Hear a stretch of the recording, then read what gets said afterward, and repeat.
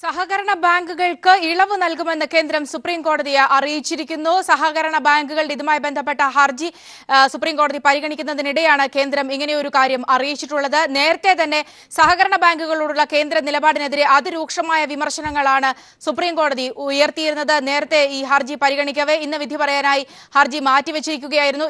ഈ ഒരു പശ്ചാത്തലത്തിൽ കൂടിയാണ് കേന്ദ്ര സർക്കാർ ഇങ്ങനെ ഒരു കാര്യം സുപ്രീം കോടതിയിൽ അറിയിച്ചിട്ടുള്ളത്. നേരത്തെ തന്നെ KYC മാനദണ്ഡങ്ങൾ പാലിച്ചുകൊണ്ടാണ് സഹകരണ ബാങ്കുകൾ പ്രവർത്തിക്കുന്നത് എന്ന നബാർഡിന്റെ റിപ്പോർട്ട് അടക്കമുള്ള കാര്യങ്ങൾ സഹകരണ ബാങ്കുകൾക്ക് അനുകൂലമായി വന്നിരുന്നു. ഇതിന്റെ പശ്ചാത്തലത്തിലായിരുന്നു സുപ്രീം കോടതി വളരെ ഗൗരവതരമായ ചില ചോദ്യങ്ങൾ കേന്ദ്ര സർക്കാരിന് നേരെ ഉന്നയിച്ചിരുന്നത്. ഇത്തരത്തിലുള്ള വിവേചനപരമായ നിലപാട് അംഗീകരിക്കാനാവില്ല, സഹകരണ ബാങ്കുകളോട് കാണിക്കുന്ന വിവേചനപരമായ നിലപാട് അംഗീകരിക്കാനാവില്ല എന്നാണ് സുപ്രീം കോടതി നേരത്തെ ഈ ഹർജി പരിഗണിക്കവേ കേന്ദ്ര സർക്കാരിനോട് ചോദിച്ചിരുന്നത്. നോട്ട് നിരോധനം അടക്കമുള്ള കാര്യങ്ങൾ ബുദ്ധിപരമായി കാര്യങ്ങൾ തീരുമാനിക്കേണ്ടതായിരുന്നു, അവിടെ തെറ്റുപറ്റി എന്ന് തന്നെയായിരുന്നു സുപ്രീം കോടതി ചൂണ്ടിക്കാണിച്ചത്. ഇതിന്റെയൊക്കെ പശ്ചാത്തലത്തിലാണ് ഇന്നിപ്പോൾ കേന്ദ്ര സർക്കാർ സുപ്രീം കോടതിയെ അറിയിച്ചിരിക്കുന്നത് സഹകരണ ബാങ്കുകൾക്ക് ഇളവ് നൽകും എന്നുള്ള കാര്യം. എന്നാൽ എന്താണ് ആ ഇളവ് എന്നത് അടക്കമുള്ള കാര്യങ്ങൾ വ്യക്തമല്ല. പല ബാങ്കുകളും KYC മാനദണ്ഡങ്ങൾ പോലും പാലിക്കുന്നില്ല എന്നൊക്കെ ചൂണ്ടിക്കാണിച്ചായിരുന്നു ഈ ഒരു വിഷയത്തിൽ സുപ്രീം കോടതിയിൽ സഹകരണ ബാങ്കുകൾ വാദം നടത്തിയത്.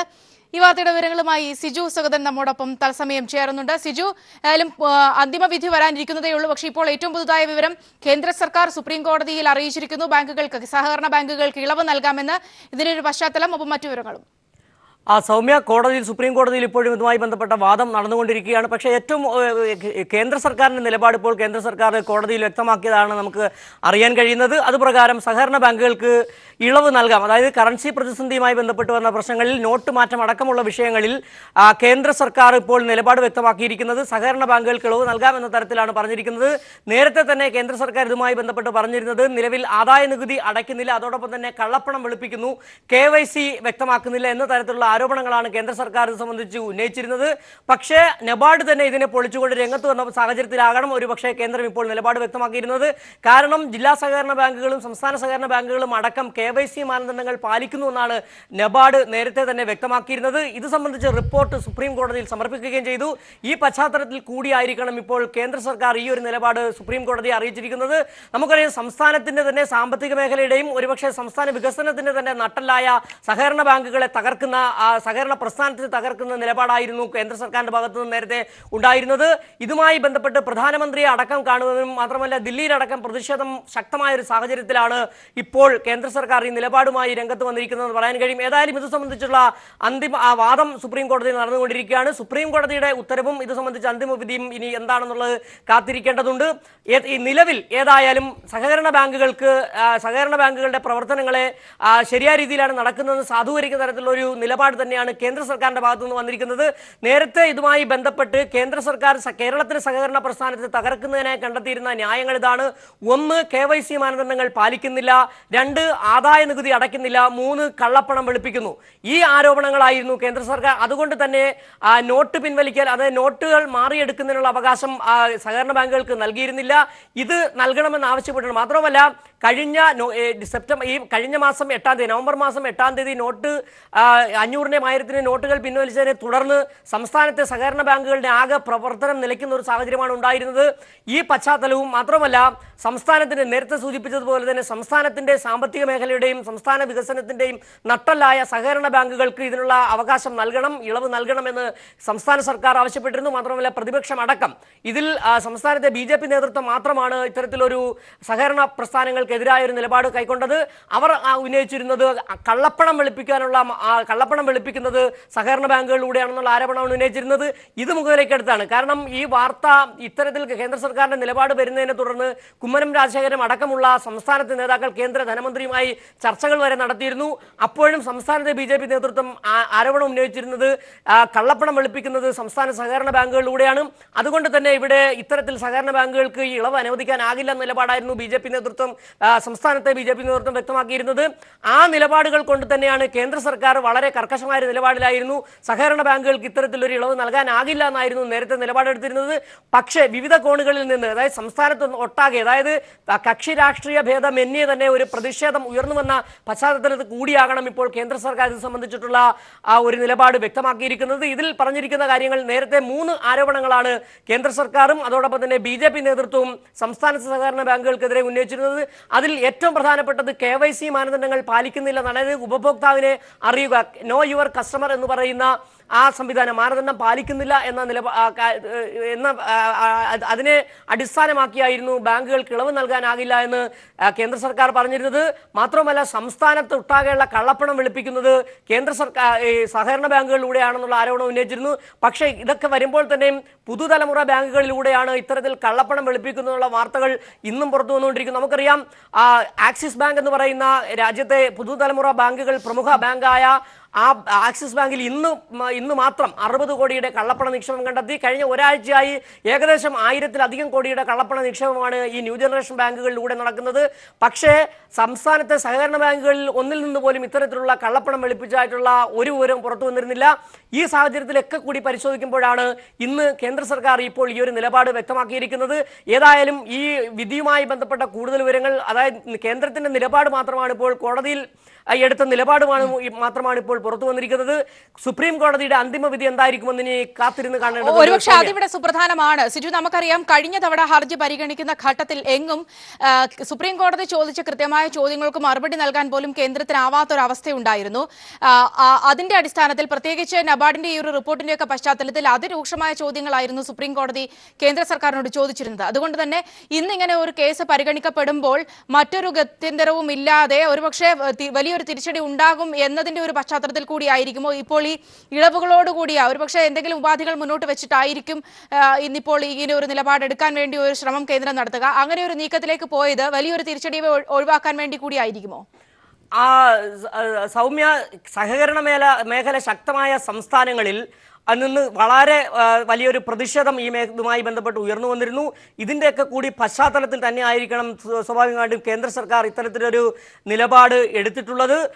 മാത്രമല്ല ഗുജറാത്തിലടക്കം BJP ഭരിക്കുന്ന, ഇതിനകത്ത് കൂടുതൽ വിവരങ്ങൾ പുറത്തു വരുന്ന നിക്ഷേപങ്ങൾ പിൻവലിക്കുന്നതിന് സഹകരണ ബാങ്കുകൾക്ക് ഇളവ് നൽകും. അതോടൊപ്പം തന്നെ ബാങ്ക് നിക്ഷേപം 80% പുതിയ നോട്ടുകളിലാകണമെന്ന നിബന്ധന കൂടി വച്ചിട്ടുള്ളതായിട്ടാണ് അറിയാൻ കഴിയുന്നത്. കേന്ദ്രത്തിന്റെ നിലപാടുകളെ സംബന്ധിച്ചുള്ള വാർത്തകൾ പുറത്തു വരുന്നതേ ഉള്ളൂ. നിലവിൽ പറയുന്നത് സഹകരണം ഇപ്പോൾ പുതുതായിട്ട് വന്നിരിക്കുന്ന വിവരം എന്ന് പറഞ്ഞാൽ അതായത് നിക്ഷേപങ്ങളിലെ 80% പുതിയ നോട്ടുകളിലായിരിക്കണമെന്നൊരു വ്യവസ്ഥ കേന്ദ്ര സർക്കാർ മുന്നോട്ട് വച്ചതാണ് അറിയാൻ കഴിയുന്നത്.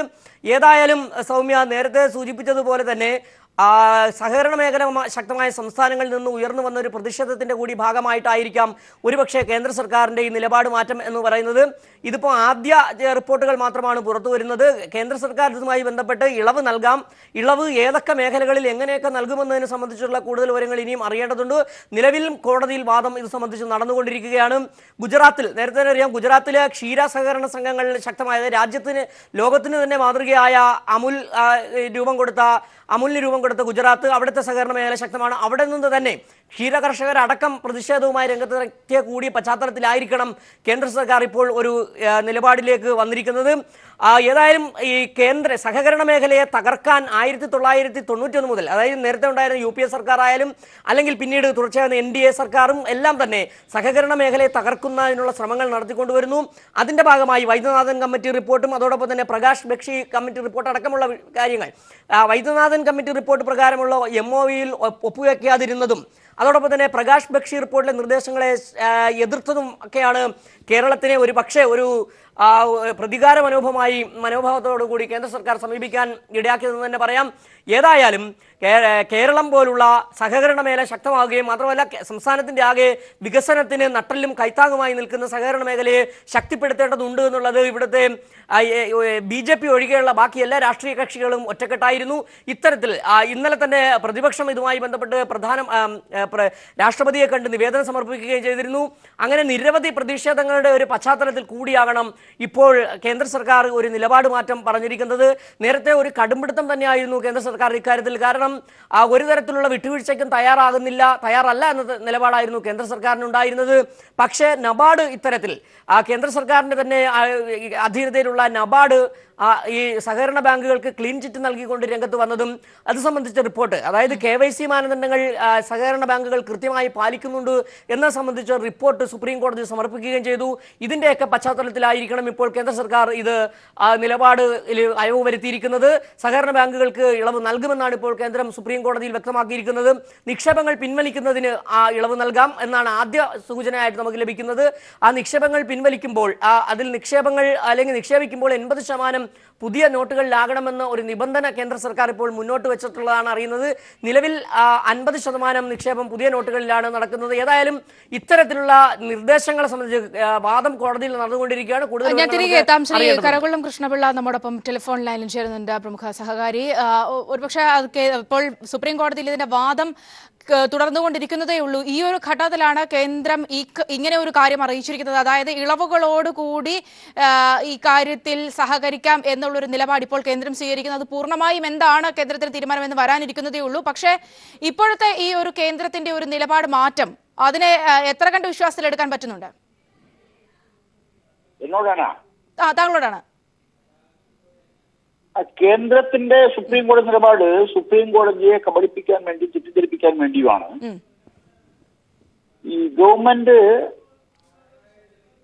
കോടതിയിൽ പറഞ്ഞതനുസരിച്ചുള്ള ഒരു മാറ്റത്തിന് തയ്യാറായാലും ഗവൺമെന്റ് കൈവശം ആവശ്യത്തിനുള്ള പണം ഇല്ലാതിരിക്കുന്ന സാഹചര്യത്തിൽ പകരം നോട്ട് അച്ചടിച്ചു വരാതെ ഇതിനൊരു പരിഹാരം ഉണ്ടാക്കാൻ ഗവൺമെന്റിന് കഴിയില്ല. അത് ഇന്നലെ തന്നെ റിസർവ് ബാങ്കിന്റെ കണക്കനുസരിച്ച് വരുന്ന വർഷം മെയ് മാസത്തോടുകൂടി മാത്രമേ അതിന് പരിഹാരം ഉണ്ടാക്കാൻ കഴിയൂ എന്നാണ് റിസർവ് ബാങ്ക് ഓഫ് ഇന്ത്യ തന്നെ പറയുന്നത്. അതുകൊണ്ട് സുപ്രീം കോടതിയുടെ മുമ്പിൽ ഒരു എതിരായ വിധി ഉണ്ടാകാതിരിക്കാൻ ഗവൺമെന്റ് കോടതിയുടെ വിധി കൂടി കണക്കിലെടുത്തുകൊണ്ട് ഒരു വ്യത്യസ്തമായ സമീപനം സ്വീകരിക്കാൻ തയ്യാറാണ് എന്ന് കോടതിയെ തെറ്റിദ്ധരിപ്പിക്കാൻ വേണ്ടിയാണ് ഈ തരത്തിലുള്ള ഒരു വാദം. അതായത് ശ്രീ കരകുളം കൃഷ്ണപിള്ള, ഇവിടെ നമുക്കറിയാം കഴിഞ്ഞ തവണ ഹർജി പരിഗണിക്കുന്ന ഘട്ടത്തിൽ കോടതി തന്നെ വളരെ രൂക്ഷമായ ഭാഷയിലാണ് കേന്ദ്ര സർക്കാരിനെതിരെ സംസാരിച്ചത്. കാരണം നബാർഡിന്റെ റിപ്പോർട്ട് അടക്കമുണ്ട്, പിന്നെ എന്തുകൊണ്ട് ഇങ്ങനെയൊക്കെ കാണിക്കുന്നു എന്ന് കോടതി തന്നെ ചോദിച്ചത് നമ്മൾ കണ്ടതാണ്. ഈ ഒരു പശ്ചാത്തലത്തിൽ മറുവാദം ഒന്നും ഉന്നയിക്കാൻ കഴിയാത്തൊരവസ്ഥയിലാണോ കേന്ദ്രം ഇപ്പോൾ ഒരു പുതിയ തന്ത്രവുമായി ഇറങ്ങിയിരിക്കുന്നത്? തീർച്ചയായും അന്ന് അവർ ഹൈലൈറ്റ് ചെയ്ത് കോടതിയിൽ പറഞ്ഞത് കേരളത്തിലെ സഹകരണ ബാങ്കുകൾ, എസ്പെഷ്യലി സഹകരണ സ്ഥാപനങ്ങൾ, അതിൽ കേരളത്തിലെ സഹകരണ ബാങ്കുകൾ അവിടെ മുഴുവൻ കള്ളപ്പണമാണെന്നും കള്ളപ്പണം നിക്ഷേപിക്കുന്നതിനുള്ള സങ്കേതമായി അതിനെ ഉപയോഗിച്ചുകൊണ്ടിരിക്കുകയാണെന്നും അതിനെതിരെയുള്ള ശക്തമായ നടപടികളാണ് സ്വീകരിച്ചതെന്നാണ് അന്ന് പറഞ്ഞത്. അതിനെ സംബന്ധിച്ച് കേരളത്തിലെ 14 ജില്ലാ സഹകരണ ബാങ്കുകളിലും നബാർഡിന്റെ ഉദ്യോഗസ്ഥന്മാർ ഈ പർപ്പസിന് വേണ്ടിയുള്ള പരിശോധന നടത്തി. ആ പരിശോധനയിലും ഒരു തരത്തിലുള്ള രേഖാമൂലമല്ലാത്ത കള്ളപ്പണമോ മറ്റു തരത്തിലുള്ള നിക്ഷേപങ്ങളോ അവർക്ക് ഇതുവരെ കണ്ടുപിടിക്കാൻ കഴിഞ്ഞിട്ടില്ല. 1. 2, KYC മാനദണ്ഡം പാലിക്കാതെയാണ് കേരളത്തിലെ ജില്ലാ സഹകരണ ബാങ്കുകളിൽ നിക്ഷേപം സ്വീകരിച്ചിരുന്നത്. അതുകൊണ്ടാണ് അവരുടെ ട്രാൻസാക്ഷൻ വിത്ത്ഹോൾഡ് ചെയ്തത് എന്നാണ് പറഞ്ഞത്. കേരളത്തിലെ മുഴുവൻ ജില്ലാ സഹകരണ ബാങ്കുകളും KYC മാനദണ്ഡം പാലിച്ചാണ് ഇത് നടത്തിക്കൊണ്ടിരിക്കുന്നത് എന്ന് നബാർഡിന്റെ റിപ്പോർട്ടിൽ പറഞ്ഞത്. അപ്പൊ ഈ വസ്തുതകളെല്ലാം സുപ്രീം കോടതി മുമ്പിൽ നിരത്തി വെക്കുമ്പോൾ അതിനെ കൗണ്ടർ ചെയ്യാൻ മറ്റു വസ്തുതകളില്ലാത്തത് കൊണ്ട് പുതിയ നിർദ്ദേശങ്ങൾ കേന്ദ്ര ഗവൺമെന്റ് കോടതിയുടെ മുമ്പിൽ തെറ്റിദ്ധരിപ്പിക്കുന്നതിന് വേണ്ടി മാത്രമായി സമർപ്പിക്കുക. പക്ഷേ ഇത്തരം തന്ത്രങ്ങളൊക്കെ മറികടക്കാനുള്ള ഒരു സാധ്യത നമുക്കില്ലേ? പ്രത്യേകിച്ച് KYCയുമായി ബന്ധപ്പെട്ട കാര്യങ്ങളിലായാൽ തന്നെയും അല്ലെങ്കിൽ കള്ളപ്പണവുമായി ബന്ധപ്പെട്ട കാര്യങ്ങളിൽ ഈ കാലം അത്രയും ഉയർത്തുന്ന ഈ ഒരു വാദത്തിനൊന്നും കഴമ്പില്ല എന്നുകൂടി വ്യക്തമാക്കാനൊക്കെ നമുക്ക് സഹകരണ ബാങ്കുകൾക്ക് കഴിയുന്ന ഒരു പശ്ചാത്തലമില്ലേ? അത് വ്യക്തമായിക്കൊണ്ടിരിക്കുകയാണല്ലോ. സുപ്രീം കോടതിയിൽ കേരളത്തിലെ ജില്ലാ സഹകരണ ബാങ്കുകളിൽ KYC മാനദണ്ഡം പാലിക്കുന്നില്ല എന്ന് പറയുമ്പോൾ ദാറ്റ് വുഡ് ബി സബ്സ്റ്റാൻഷിയേറ്റഡ്. അത് സബ്സ്റ്റാൻഷിയേറ്റ് ചെയ്യണമെങ്കിൽ അവരെ റിസർവ് ബാങ്കുമായി ബന്ധപ്പെട്ട ഇൻസ്പെക്ടിംഗ് അതോറിറ്റീസ് ഇൻസ്പെക്ട് ചെയ്ത് റിപ്പോർട്ട് പറയണം.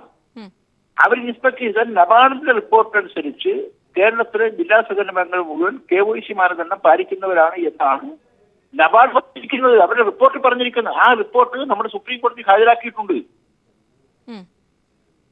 അപ്പൊ അതുകൊണ്ട് ഗവൺമെന്റിന്റെ അത്തരത്തിലുള്ള വാദമുഖങ്ങൾക്കൊന്നും അവിടെ ഒരു പ്രസക്തിയും ഇല്ല എന്ന് ബോധ്യപ്പെട്ട സാഹചര്യത്തിൽ കോടതിയുടെ മുമ്പിൽ ഇതൊരു പ്രെജുഡീഷ്യൽ മൈൻഡോടുകൂടി ഗവൺമെന്റ് നടത്തിയ ഒരു പ്രവർത്തനമായോ മറ്റു തരത്തിൽ അതിനെ രാഷ്ട്രീയ ലക്ഷ്യത്തോടുള്ള പ്രവർത്തനമായോ വ്യാഖ്യാനിക്കാതിരിക്കാൻ വേണ്ടി ബോധപൂർവമായി കോടതിയെ തെറ്റിദ്ധരിപ്പിക്കാൻ വേണ്ടി ഉയർത്തുന്ന വാദമുഖങ്ങളാണ്.